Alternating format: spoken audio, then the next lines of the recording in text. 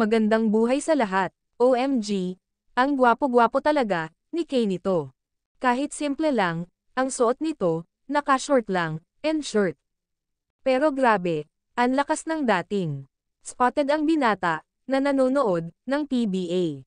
Enrique Hill, at the PBA Philippine Cup, Semis Game 5. SMB, versus Gin. At the Smart Arena Coliseum, yesterday.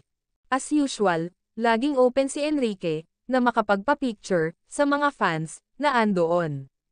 Samantala, marami ang masaya, sa balitang, mapapanood na muli, si Enrique, sa telebisyon. Marami din ang medyo nadismaya.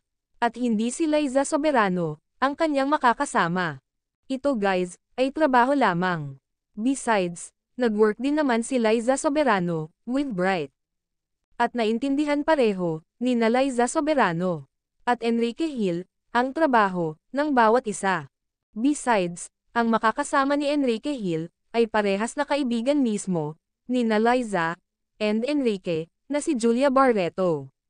At sa ngayon, tinatapos pa naman, ni Liza, ang kanyang nasimulan, sa LA. Habang inaantay ni Enrique, ang pagkakataon, na makawork muli, si Liza, ay kailangan niya din, mag-work muna.